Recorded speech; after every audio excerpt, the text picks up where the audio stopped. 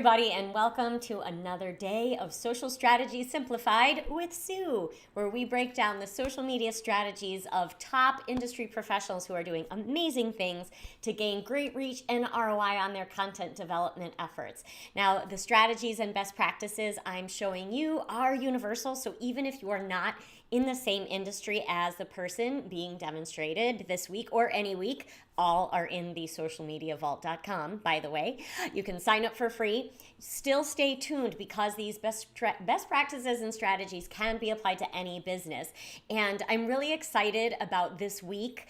We are breaking down the social media landscape of Haben Girma, who is the first deaf-blind person to graduate from Harvard Law, and she is a disability activist and is demonstrating not only an extraordinary social media strategy to promote her book, the hub content that we always speak of, but she is really providing some amazing examples to demonstrate the importance of incorporating accessibility into your social media and how to do that. So this is going to be informative in a variety of ways, and hopefully not only will you be able to implement some of this type of framework based on your hub content being broken down into digestible spokes to distribute across the social media landscape, but also some of these other tactics that you too can implement to make sure that your content and your social media is more accessible to people with disabilities. So let's dive back in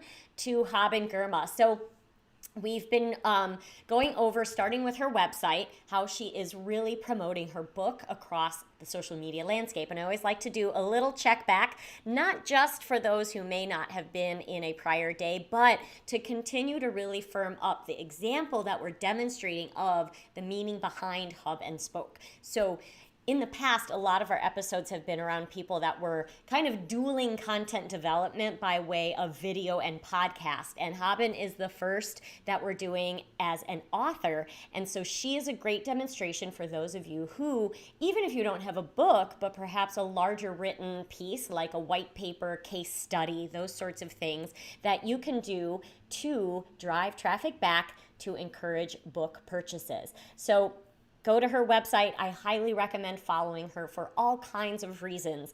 She has an extraordinary story, and that her book makes sure that we find her on all of the places where you can purchase the book. So she gives us access to Amazon, Walmart, all the different locations, including some independent book publishers. So if you're someone who likes to support your independent booksellers, Google that in your area, find it online. Otherwise, you can go to the traditional destinations in order to buy her book. So yesterday we got into the first spoke of content, which is how she promotes her book on her Instagram channel. And so we went through some examples of how she is doing this in a way that isn't selling and just saying, buy my book here, buy my book there, I've launched my book, you should buy my book, which is a very common method just because of lack of planning, right? So when you plan though, and you go back to your primary message, who you're trying to reach, and those you are serving, it really helps to promote your book, promote your content in a way that is of service. And just by connecting with the people in your audience who this is important to, will drive that traffic back to those book purchases. So we went through a few examples, and one thing I want to point out again here, because I'm actually going to demonstrate something else, and we hop on over to Twitter as our second spoke, day 2 of spokes, is when we take a look at her pictures and what she does in her posts.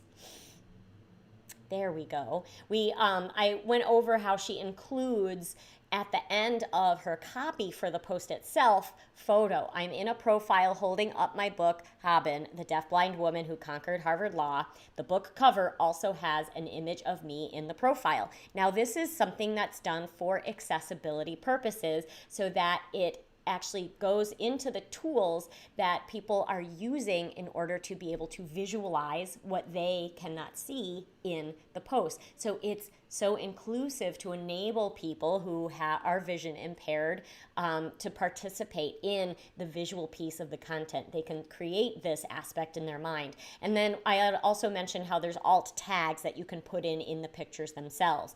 So we're going to come back to that point. There's a reason I'm pointing that out again. But first I want to hop on over to Twitter. So this is her Twitter channel.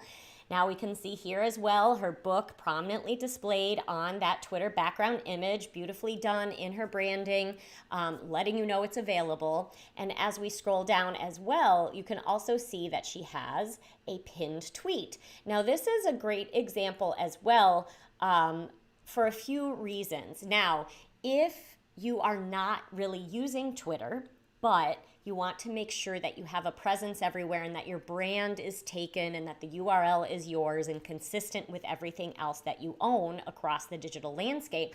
One way to do that, even if you're not active on a channel, is to create your channel, get your branding, get your name, and then do something like this with a pinned tweet. And you can even say things like, you know, Twitter's not my primary channel, but if you want to find me for some more great content, you can find me on Instagram, on LinkedIn, on YouTube, what have you. So this is a great way to simply grab that brand, have that presence, and direct people into other areas that they may find you and be able to make that book purchase and learn from you. So she's had this pinned up since her book launch, which is August 2019. That's just fine because this is still very relevant, and this is a great video that introduces her and the purpose behind the book and her mission.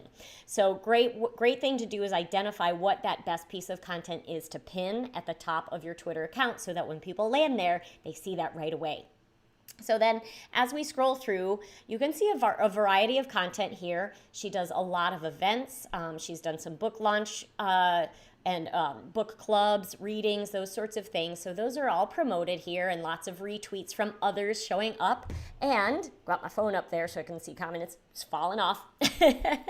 So we can see how she's promoting various things around the mission and the purpose that she's serving around accessibility and disability inclusiveness. So if we scroll down a bit here, see, over here I have the book. This is an example I wanted to share. So here we can see how she's got some of the same content, which is fine, from her Instagram account. One thing you can note, though, is that there is a little bit of a difference, which is good. We do want to identify that when we are sharing content cross-channel. It's always good, even if you're scheduling, to go into each piece of content that was scheduled on that channel and just make sure that is appealing to the audience. And that may mean a different number of hashtags. That may mean making sure that things like mentions are accurate, because someone's name may be different on Instagram versus Twitter, and we want to make sure that that comes over. And if you are using something like 10 hashtags on Instagram, that's not necessarily going to fit on Twitter. So you want to make sure that you're choosing the correct ones and putting in links, which you can't do on Instagram. So while that content is being translated over, it is being edited to make sure it fits the platform. So that's a really important part of the best practice. Now, this was something I just wanted to share because in addition to Haben being a great demonstration of how she's promoting her book from website, using that content to share across different social media channels in the Hub and Spoke framework, I am learning so much from her. I've been familiar with accessibility. We hear a lot about it. We know the tools exist. But when you see something like what I showed you on the Instagram side, a lot of times we wonder, well, what does that look like? What does that sound like? And so I just wanted to play this part of this video real quick to give a demonstration of exactly what that experience is. So we play here. They're connected through Bluetooth. We see Haben's iPhone next to the Braille keyboard connected by Bluetooth. Everything on the screen appears in Braille. I'm navigating using voice-over hand gestures on the phone, and whatever's on the phone shows up in digital Braille. Haben talking to Allison. With haptics, I get a buzz when I get a message. So I wouldn't have my phone on me because I like wearing dresses and don't have pockets, but I could still stay connected and know when someone's trying to get my attention. We see Haben's iPhone next to the Braille keyboard. I think this will... So when you hear that automated voice, that is reading those things like what we see here in photo. So someone can start to get that visualization of what the person who is not visually impaired is experiencing on social media. So you can see how this makes such a greater impact and gives you a greater reach of people with whom that you can interact and serve. And it's just really cool to see this in action. I'd love to hear in the comments if any of you who are watching knew exactly how this was translated.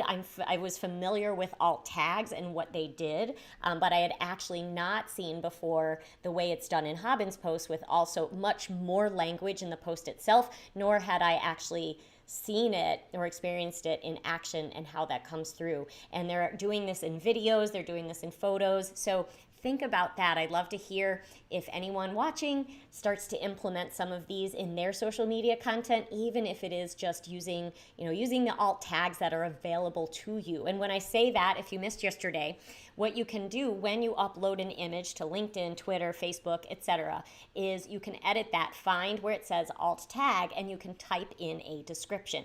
And that's exactly what's happening in this video, where that automated voice is saying what is happening, so someone can create that vision in their mind of the photo that they are not able to fully experience. So thank you for joining me again.